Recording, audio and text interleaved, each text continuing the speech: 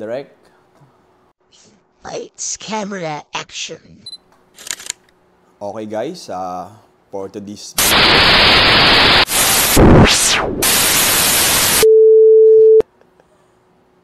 What's up? Gakunatics Assemble.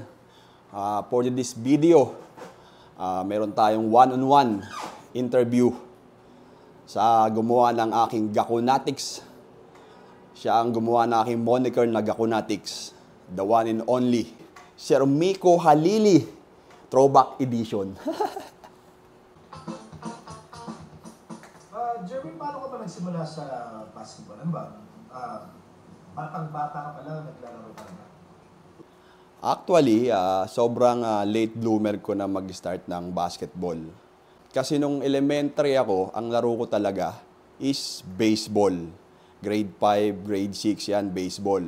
Pero nung maliit pa ako, binibili ako lagi ng papa ko ng bola na pang-basketball. Pero hindi talaga, parang hindi ko talaga siya hilig. Ano lang, dribble lang ako, tapos ayun, shoot lang. Pero hindi talaga ako nahilig sa basketball nung time na yun kasi nga, ang sports ko noon is baseball. So, naging hilig ko lang basketball nung dumating na ako sa Manila, mga high school. Yan. First year, second year, hindi pa rin ako naglalaro ng basketball noon eh. Nahilig talaga ako ng third year and fourth year na ng high school. So, may mga ano doon, may mga interbarangay, may mga sinasali akong liga. Tapos, sa high school, di ba, mayroong mga unit meet, provincial meet, yung mga ganyan na laro. So, yun, nagtuloy-tuloy ako doon. Kasi nung mabalik tayo, nung elementary ako, sinasali ako sa liga ng mga kids basketball. Eh talagang hindi pa rin talaga ako marunong maglaro nun eh. At yung may incident nga doon, yung bola, tinatakbo ko pa sa kabilang court. Na-rebound ko yung bola, tinatakbo ko sa kabilang court. Backing bola ang tawag doon. Tapos meron pang incident, di ko makakalimutan. Pag-rebound ko ng bola, tinira ko. Na-rebound ko syempre, tonto ako, na-rebound ko yung bola, tinira ko, sinut ko doon sa ring. Yung pala, ring ng kalaban. Marunong mo? Oo, hindi talaga marunong. Wala ka hindi pa. Nagkataon na matangkad ka, sinasama ka. Yun. So, diba, parang hindi talaga ako, hindi talaga ako marunong pa mag-basketball nun. Kumbaga, sobrang inosente ko pa sa basketball nun. Kaya, wala. Nung elementary ako, hindi ko talaga sport yung basketball. Anong position mo sa Pitcher. Paano ka nakumbinsi na finally, sige, siseryosohin ko na itong basketball? Sino nakumbinsi sa'yo? High school ka, sabi high school. Nakonbinsi ako mag-basketball nung pagpunta ko dito sa Manila. Sa ano yun sa Montalban. Kasi yung bahay namin, katabi ng, yung likod, court. So, ang dami naglalaro ng basketball. So, ayun, nanonood lang ako nung unang punta ko kasi nahihiya pa ako kasi hindi ako marunong maglaro. Galing pa akong Quezon nun eh. Tapos, ayun, tapos nakilala nila ako na, kumbaga, tagad din ako nakatira. Sinasali-sali nila ako sa liga. Sa barangay, interbarangay, ganyan, intertown. Sa Montalban pa yon nung araw. Then, doon ako nahasa na ano pa lang ako noon, kumbaga, high school, second year high school, ganon. Kasi sinasama-sama ako ng mga veterano na magugulang sa Montalban na maglaro ng basketball. So, doon ako nahasa na everyday, halos ng everyday umaga, then hapon naglalaro kami ng basketball. Pag walang pasok, dumadayo pa kami niya. Sino yung naalala mo na unang coach na talaga tinutukan ka, tapos tinuruan ka ng mga fundamentals, basics, ganyan? Nagturo sa akin ng yung talagang basic basketball na naalala ko nung ano pa ako nito, high school pa lang ako sa San Mateo. May isang coach na mayroon kaming liga na interbarangay. Yan, doon talaga na-develop yung idea ko sa basketball na yung proper na training talaga, yung mga drills. Sorry coach, hindi ko na makalimutan, hindi ko maalala yung pangalan mo pero shout out sa iyo. Close ka sa coach niya, ano? Talaga hindi mo siya makakalimutan, ano? Siya yung nagturo sa akin ng mga basic basketball, yung mga drills sa basketball, yung mga tinatawag na 8, yung 2 pass, yung mga ganyan na drills. Kasi talagang sa probinsya, hindi ko alam yan. Hindi ko talaga, kumbaga, hindi na-develop. Kumbaga, walang ganun sa amin eh. Sa Quezon, lalaro ko lang ng basketball eh. So, isa yun sa nag-encourage sa akin na maglaro ng basketball kasi nga matangkad ako nung high school ako, pero payat. So doon na-develop talaga yung ano ko, yung fundamentals ng basketball. Ano ba yun? Kung ba inakala mo na parang pag UAAP ka? Hindi.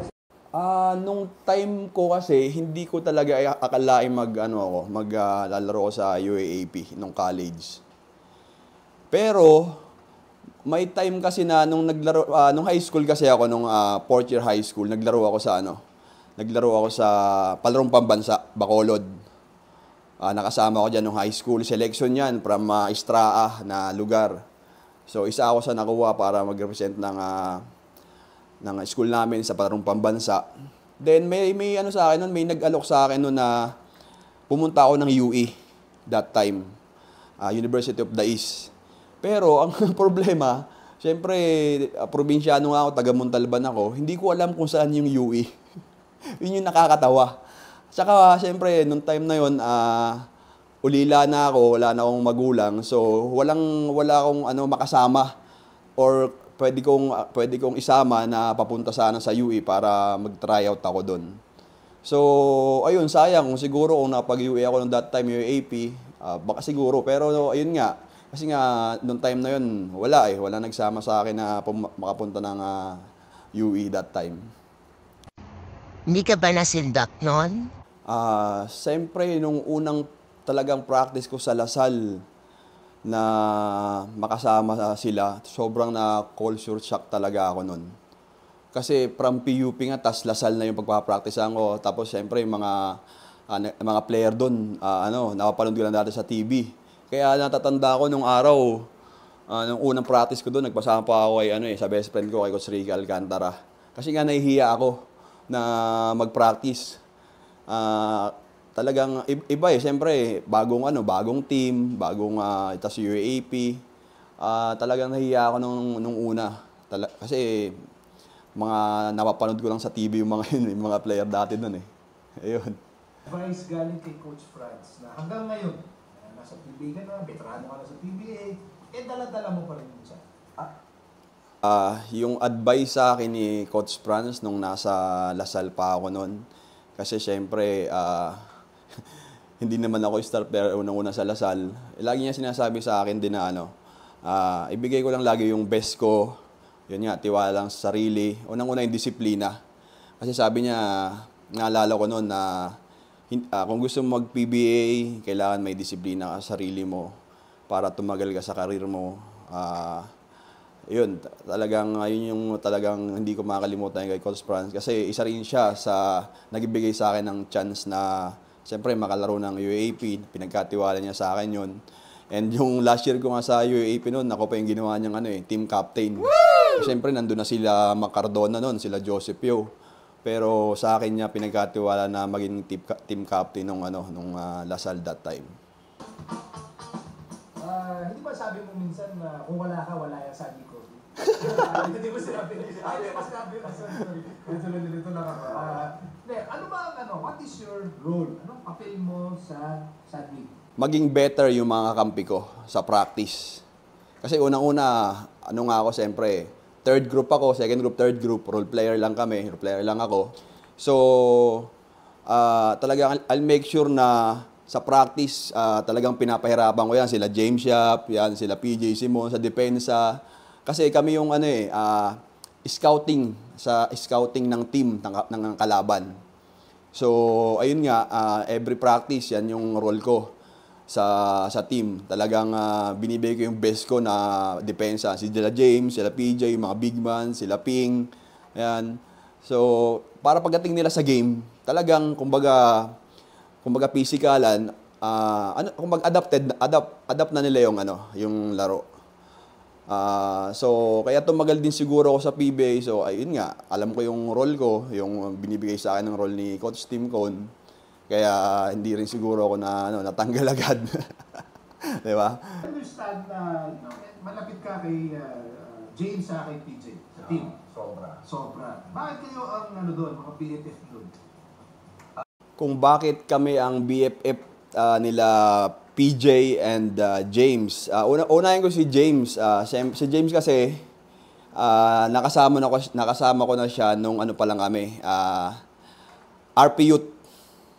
RP Youth kami noon ng Philippines. Naglaro kami sa Taiwan. Ano pa lang kami noon, 18 years old. Yan. So, ano na siya noon, wala pa siya sa UE, tapos nasa PUP pa lang ako noon. So, kumbaga, meron na kaming pinagsabahan ni James Yap nung araw. Then, yun nga, nasa PBA kami. So, siyempre, nagsama na naman kami. Kumbaga, hindi na kami, kumbaga, yung bonding namin nandun pa rin. Tsaka, pag may mga, yun nga, pag may mga alis-alis, lagi nila akong sinasama. Especially yan si PJ, isa rin siya sa naging best friend ko yan nung nasa PBA pa kami. Halos lagi kami magkasama niyan. Ultimo sa bahay, nakikitulog ako sa kanila sa bahay nila sa condos, diyan sa Eastwood. Yan, pag nag-gym kami, or kakain sa labas, yan, lagi nila akong tinatawagan, lagi nila akong gustong kasaman dalawa. Ayun, di ko alam bakit pero siyempre, ano din sila, kumbaga, yung mga yan, kasi alam mo naman si James Yap, tahimik. Si PJ, tahimik din. Kumbaga, kailangan merong isang makulit na kagaya ko na, ayun nga, lagi nilang gustong kasama.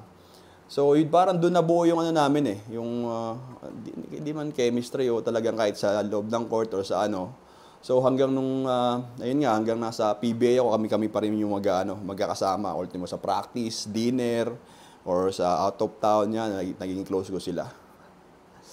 Talk about Sandy Cove. Bakit dumating si team, tapos ang dami nagkakala, tagal niya, mag-a-adjust yan.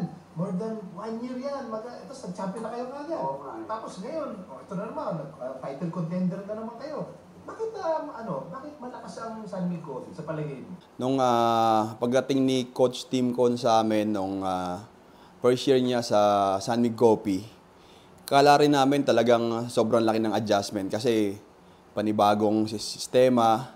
Knowing Coach Tim Con, talagang galing siya sa Alaska at then napag-Grand Slam niya yung Alaska. So, siyempre kaming mga dating players sa San Mig Coffee, hindi rin namin nakalain na magdire-diretso yung yung champion. Kasi unang-una si Coach Tim Con, sobrang ko sa kanya, bow talaga. Kasi sobrang niya magturo. Para siyang teacher na coach. Talagang every detail sa offense, then defense, and sa mga drills talagang sinasabi. Talagang kumbaga isusubo na lang sa'yo yung gagawin mo pagdating sa loob ng court. Ultimo nga ako, siyempre ako, lang ako nun third group. Tapos siyempre kung alam niyo yung triangle offense, hindi po siya madaling gawin pag hindi mo kabisado yung play. Kasi unang-una, wala siyang tawag na play. Dapat alam niyo lang kung saan ipapasa yung bola, kung 1 pass, yung 2 pass. So, ayun nga, sobrang hirap niya. Kahit sa akin na third group ako, hindi ako nagagamit. So, mas mahirap sa akin kasi siyempre, mas madali yung naglalaro ka At least na nakakabisado mo yung play. Ako talagang pinapanood ko lang hanggang sa makuha ko. So, tsaka, ako din, credit din ako sa lahat ng teammates ko. Lahat ng team, kasi sobrang babait. Kumbaga yung time namin sa San Mig Coffee, pero mo yung mga star player namin, James Yap, Mark Pingris, PJ Simon, diba? Sila Jody Ban, sila Mark Baroka, sila John Aliado, yung mga the rest ng team namin sa San Mig Coffee. Walang kumbaga walang matigas yung ulo, talagang walang mga buhaya, talagang sistema ni Coach Tim, yun lang talaga yung nasusunod. Doon talaga ako kasi alam mo wala talaga na buhaya na, akin yung bola, ganyan. Yung mga ganon. Knowing James Yap na yan, James Yap na, PJ Simon, Mark Pingres, pero grabe yung respect ko sa kanila. Saka yung sa laro nila. Iba yung nila. Kumbaga, pag nakasama nila sila, sobrang pagdating sa court, talagang laban. Talagang kumbaga, all out sila sa game nila. Then pagdating sa outside court, sobrang babait. Di ba? Kita nyo naman hanggang ngayon. Makita nyo naman si James Yap, di ba? O Conchal na, si Pingris, di ba? Si PJ Simon. Hanggang ngayon, sobrang mga down to earth na yan. Kaya siguro din nung time namin na nananalo kami ng OWA namin championship. Kasi sa din nila, siguro sa ugali din ng team, especially kay Coach Tim Con, talagang na-handle niya yung team ng San Mig Coffee. Talagang nadala niya kami sa sunod-sunod na champion. Even sa akin, 'di ba, nakailan akong champion sa PBA, nakalima ako, 'di ba? Kaya sobrang tawag dito, sobrang blessed ko na nakarating ako sa PBA, then nakapag-champion ako. Kaya Coach Team Con, thank you sa lahat ng mga teammate ko, to the ball boy, mga coaches, talagang iba. Namiss ko kayo lahat. Talk about your teammates. Hindi pa. Well, siyempre, James and PJ, alam na kakahusay ng dalawa. Pero ano pa yung bagay na meron sila na para bang nadadala nila yung buong team? Sobrang humble nung dalawa. Ni James Yap sa ni PJ Simon. Kahit na on and off the court. Makikita nyo man guys, unahin ko si James Yap. Si James Yap, sobrang tahimik na tao. Birang-bira mo siya makita ng reaction kahit sa mga chismis. Sorry James, di ba? Even sa basketball court, kahit nakashoot siya ng 3-point or mga crucial games, hindi mo makikita sa kanya yung gumagano, alam mo yung sobrang pa rin siya, parang focus lang sa game, wala siyang pakialam. Makita nyo man sa, lalo sa mga fans niya ni James Yap. Diba? Sobrang daming fans ni James Yap. Shoutout nga pala sa Yapster. Yan. Diba? Yung mga sumusuporta sa kanya. Tsaka syempre, iba yung charisma ng James Yap sa masa eh. Talagang pangmasa yung James Yap eh. Na talagang, alam mo yung iiduluhin mo, yung mga basketball player na maliliit na mga bata na talagang gusto mag-basketball. Unang-una yung, syempre, ugali ni James, sobrang humble niyan. Even ngayon, di ba ngayon, na siya, konsyal. Shoutout sa iyo, James Yap, konsyal ng San Juan, yan.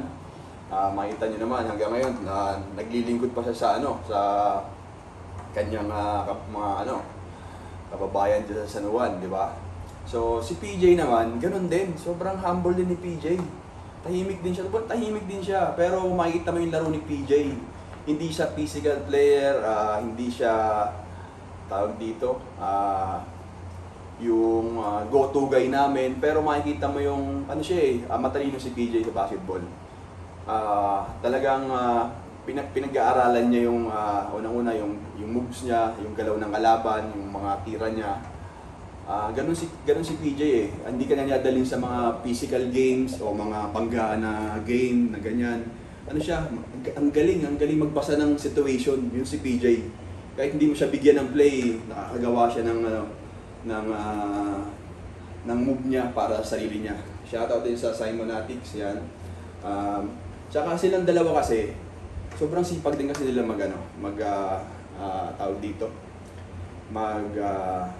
mag-workout and then mag-extra shooting. Yung dalawang yan, makita mo sa practice yung dalawang yan.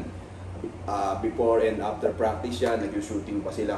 Mga star player na yan nag-shooting pa. Ano pa kaya yung, di ba, yung ibang mga player na talagang tulad ko, di ba? Talagang maano ka sa kanila eh. Makikita mo talaga sila na talagang every time, every practice, extra shooting, nag-gym, talagang alaga sila sa sarili nila kasi yung trabaho nila talagang sobrang love nila. Then ang isa pa, yung mga fans nila sobrang kumbaga, kaya marami yung fans ng dalawa yan dahil sobrang humble. Kaya doon mo nakita sa kanila yung mga yung mga fans na talagang solid sa kanila. Kaya siguro ako nagka-fans club din eh. Kasi yung Laconatics, yung fans ni PJ Simon, ni James Yap, ng isa Yapster at ni Tropang Pingris, yan, magsama-sama sila rin yung sumusuporta sa akin, then lumaki na lang talaga. Di ba? Alam mo yung gano'n? Nasama ako sa kanila kasi nga, lagi yan, pag umaalis kami, si James Yap, si PJ, halos lahat kami, lagi sinasama nila, lagi ako. So yung mga fans din, parang, uy, nakikita nila ako, lagi nila akong kasama, ganyan. Kaya napamahal na rin sa akin yung mga fans nila. Kaya sobrang nakakamiss din kasi unang-una, siyempre wala tayo sa PBA, may kanya-kanya kaming buhay. Pero meron pa rin talagang mga hindi nakakalimot ng mga fans namin. Lalo na ngayon, yung sa shoutout sa PBA Moto Club, di ba? Halos lahat din bumabalik yung mga fans namin ngayon dahil nagsama-sama na naman kami, yung grupo namin. Kaya thankful din dahil hanggang ngayon talagang nakakalaro pa ako. Ayun. Been playing well, ladies and gentlemen, ang ating unang guest for today, Gakonatics Assemble!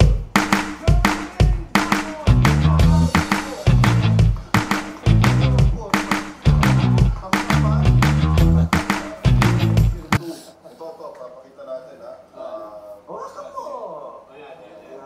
Para ma-zoom in ng Instagram. ano yan. I was there on the inaugural Yes. oath taking Wow. ng Gakonatics. Marami nag-tweet sa amin na parang, ano ba yung mga privileges ba? Yeah. Is it like a senior citizen card ba? Kita mo. What are the privileges? The top 5 reasons on why you should get a Gakonatics card. May reason? Naman! Pero pakita mo pare ko. And to read it out, the one and only Jerwin Gacos to give you the top 5 reasons to be a Gakonatics. Lakasan mo, wait. Okay, top 5. Kailan nagsimula? Paano nagsimula ang Gakonatics? Nung time na merong All-Star ang PBA, hindi ko matanda kung Ilocos ata yun. Nandun sila James Yap, PJ Simon, si Mark Pingris. Then nandun din si Coach Richard De La Rosario. Then si Sir Mico Halili. Parang may may interview sila James Yap, sila PJ, sila Ping ni Sir Mico. Sabi ni Sir Mico, kumusta mo naman si Jerwin Gaco, si Gakonatics. Bilinggo mo nun si Sir Mico. So ayun, sila James Yap sabi, kumusta mga fans ni Gakonatics, ganyan. Doon nag-start yung Gakonatics kay Sir Mico Halili, yung Gakonatics Assemble. So nung time na yon, after nung All-Star, ayun na. Parang nag-viral na yung Gakonatics ko na fans club. So hanggang may gumawa sa akin ng Gakonatics card. Ayan, makikita nyo, Jerwin Gaco Gakonatics. Si Sir Mico pa ang number 1 niyan ng kumbaga, siya ang kauna-unahang hindi, ako pala number 1, Sir Mico ata number 2 na binigyan ko ng card na yan. Then ang dahing alam mo yun, parang totoo talaga siya na may Gakonatics card na ganyan. So ako naman syempre, 'di ba parang hindi pangit naman pag hindi ko sasakyan. Hindi naman sasakyan, tipo kumbaga andyan na eh. Isang karangalan na mabigyan ako ng fans club na kahit di ako ginagamit, meron akong Gakonatics sa fans club, 'di ba? Kaya sobrang saya ko rin kasi nung time na 'yon, sabi ko, ano ba 'tong mga tao na 'to? Niloloko ba ako nito? Talagang masaya lang sila dahil nakakaliw ako or alam mo yung ganun yung nasa isip ko eh. Tapos every game, natatandaan ko nung naglalaro pa ako sa Pure Foods kay Coach Timcon. Every game na ginagamit ako ng gamitin ako ni Coach Timcon ng mga last 2 minutes. Either panalo na ang kalaban or panalo na kami. Pag ginagamit ako, pag nagsasaba ko, grabe sobrang na yung mga tao nagsisigawan talaga. Jerwin Gaco for Mark Pingris.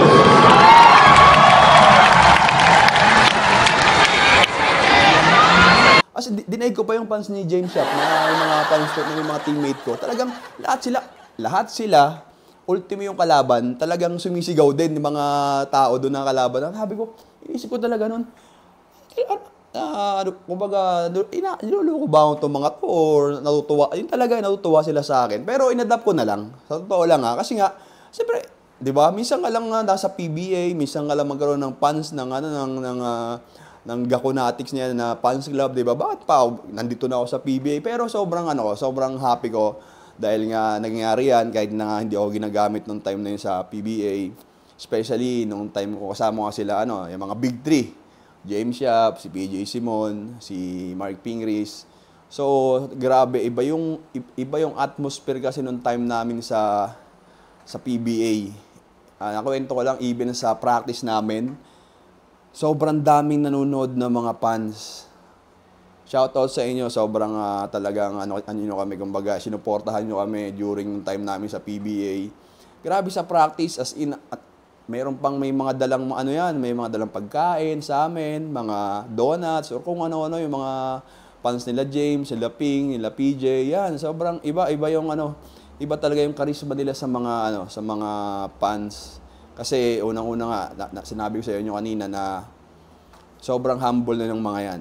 Even star player sila, hindi mo sila, alam mo yun, parang 'di ba, wala kang makikitang issue sa kanila na sa outside the court na ganyan o ganon, 'di ba? Kaya yun yung nilook up ko talaga eh. Sabi ko, itong mga grabe yung mga star player na to, tapos ako ganito nga lang ako, 'di ba? Aarte pa ako. Nagkaroon na nga ako ng ganyan na fans club.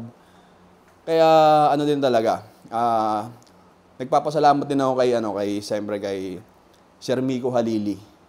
Kasi siyempre kung hindi dahil sa kanya, walang Gakonatics Assemble. Cause Sir Miko Halili, I miss you and thank you sa suporta mo sa akin during my PBA days. Siyempre, ikaw lang din yung nag-interview sa akin about sa Gakonatics nga. Kaya sobrang blessed ko at nagpapasalamat ako dahil kahit pa paano yung career ko sa PBA, di ba?